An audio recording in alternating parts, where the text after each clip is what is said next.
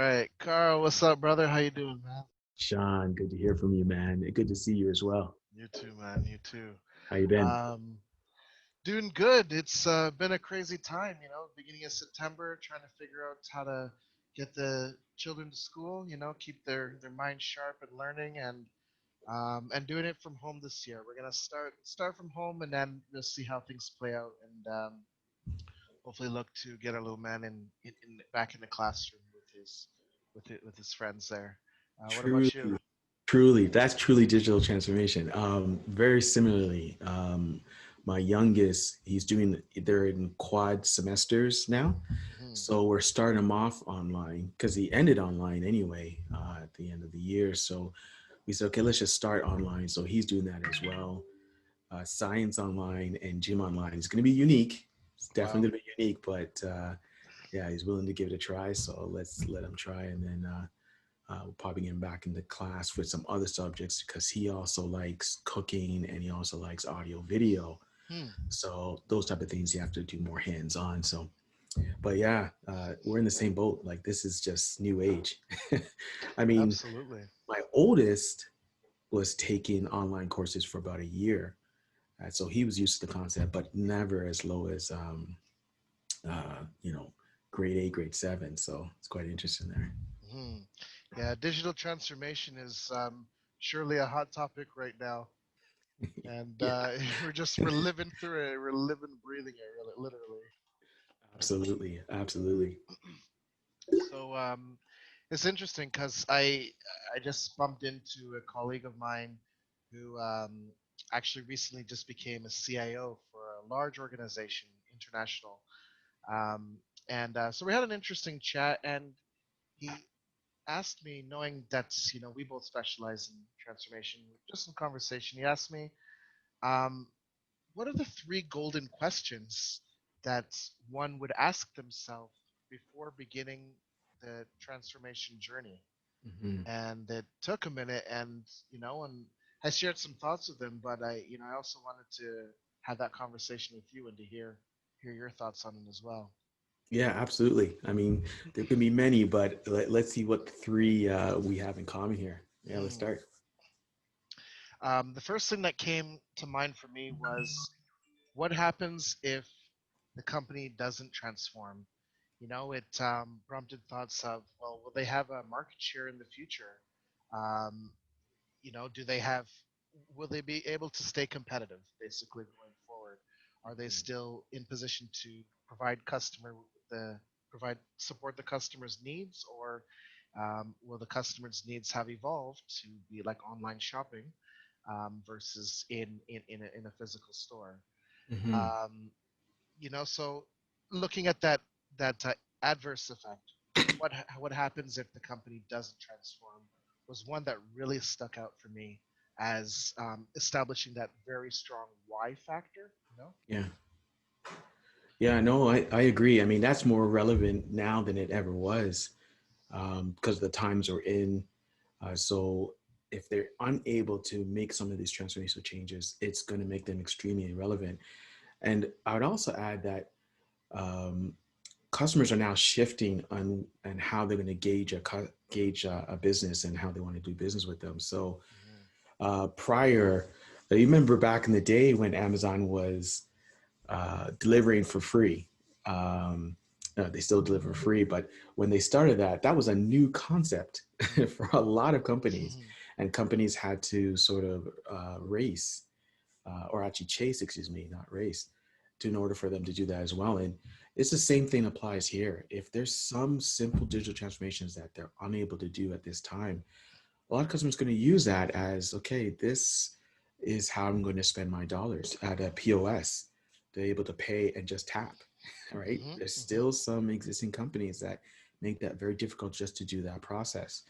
And some other companies, they themselves have removed cash and now only use debit from a safety perspective, both from amount of cash that's in the store, but also because of the COVID.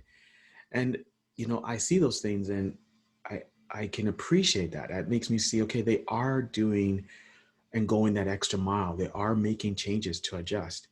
And so, yeah, that's a great first golden question. Are they Mhm. relevant? And if they don't do this, will they not be exist going Hmm. forward? Yeah, Yeah, couldn't agree more. yeah. Yeah. The other thing that came to mind is who will lead the charge? Like many people, organizations, they talk about transformation or digital transformation or improvement in some capacity. But I find that talking about improvement in some capacity without someone being bold enough to be its champion Hmm. um, will hinder the ability to move forward, right? Hmm. Um, and organizations that move a change, be it an HR related change or an organizational restructuring or streamlining procurement, and supply chain, I find if there's a champion of the cause, it Hmm. has a much greater degree of being successfully implemented. Technology can lead that change for one, but I find that overall, if there's a strong business related driver enabling that change and a champion, a visible champion there who's Hmm. willing to ride the resistance as well as the successes, um, really enables that change to be adopted or embraced as a vision amongst the people subject to it. Yeah, Sean, I like that example. I also like, I understand that's number two. Hmm. I like how you use the phrase champion because people listening might think, because the fact that you and I are both consultants, we're going to say, well, what you need is a consultant. And the fact that you're saying that, no, it's a champion within the organization to help lead that. I'll Hmm. go even in addition to that, what's critical, even if you do decide to use consultants and champions, so internal and external, that what's critical is that champions identified. If it can't be identified at the beginning, it certainly has to be identified during and most importantly after, because that transition, the last thing that you want is you go about doing this digital transformation and then it collapses on itself because you don't have the right transition to that champion. So sometimes some organizations may not know that at the beginning, but certainly you and I worked and had experience where we identified, hey, this is a future champion here. This person is motivated. They're coming up with incredible ideas.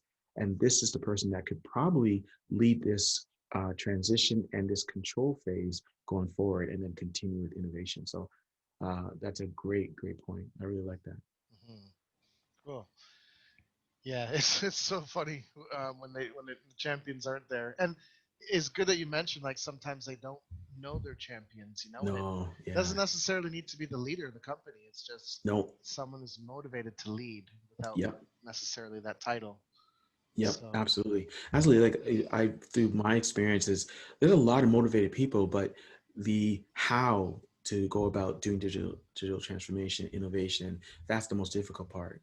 hmm. So giving them the tools and the methods to do that has really great outcomes because they learn the methodology to get good ideas and then implement them and sustain them. And then two, they already have some of those ideas, right? And you and I both know we walk in organizations and you ask one person, I've been in a call center and it's the person that's on the call center that's answering the calls that have that amazing idea and we implement it, but they just didn't have the opportunity to champion that idea. So yeah. Hmm. Yep, makes sense. Um, the other thing that comes to mind is uh, what is a measure of success? Like, is Mm. digital transformation, if not well managed, could be just a fluttering word, a fleeting word, that people are using in this current climate. And You don't say. I like it when it's understood because it's incredibly powerful. But I don't like it when it's used to describe things in generality. You know what I mean? Hmm. Hmm. Because it could be subtle changes or no changes at all, and but just being impacted by changes around us, and we could say we're digitally transformed, which is Hmm. not the case. So Hmm. the third thing that really stuck out for me was what is a measure of success, and what kind of outcomes are expected um, as a result of this transformation. Yes. So recently with one of my clients, their service was in a physical building, and now they can deliver online video streaming. They do in place of just walking in, now you can pre-schedule online using this calendar, and directly from your phone. So Hmm. the ability to interface with this organization through your mobile device is a considerable tangible change, right? Hmm. Hmm. Or even like cost savings. A couple months ago, I helped an engineering firm automate a process right across the company that was used to distribute documents and review and collaborate on a few things and create a file folder and track. Great, It used to be manual and chaos in several months, and it's now down to a 3 day maximum. So right. again, their change can be measured in the timing, amongst other things, collaboration online, timing from a 3 to 4 month average down to a 3 day. So that measure of success, the ability to articulate it, Mhm. is very, very powerful, I find, in establishing a focus with digital transformation. What are your thoughts? What do you think about that? Um, I like that example. It's number three, and it's probably there for a reason. Like if we didn't include it, a lot of people would be commenting to us saying, "How can you not measure?" But I like how you gave examples that were both qualitative and quantitative, because quantitative metrics and measurements are not always known at the beginning of digital transformation. True. Qualitative are almost always known, right? And so I'll give you an example, and this ties into a post that I saw you wrote, or actually no, it wasn't a post I think you wrote. It was a video that you did. Yes, it was a video that you did about the number of emails. Mm, Now, qualitatively, um, that is something you can easily tell when you ask, what is your biggest problem now that you're working from home? And, several people raise their hands and say, the amount of meetings I've been has increased. The number of emails I'm reading has increased. And they couldn't really quantify it, but you see that there's definitely an outcome that you want to make a change to. So I like how you gave those examples. And, a simple solution you called out was more collaboration using some easy tools that are at hand. So you and I still keep in touch, but it's rarely through emails. We're using, just like you said, right now, we're having a conversation over video. mhm. If we ever want to share and collaborate, we're not sending so much as emails, but we're actually using documentations that allow us to see both information at the same time. So I would agree that is definitely has to be part of the golden. I just want to re-emphasize what you mentioned, which is sometimes it's qualitative and quantitative. And so if they cannot get the quantitative up front, the qualitative will definitely be there. And then that could feed the quantitative. Then you can certainly get, I'm going to say KPIs, key performance indicators. You can get true metrics during digital transformation, but that's definitely have to be there. I just want to emphasize that companies don't have to worry if they don't have this information up front, right? They won't have those metrics up front, but certainly you can always get them at least during the digital transformation. You certainly cannot end without that either. You Mhm. definitely need to have outcomes and deliverables.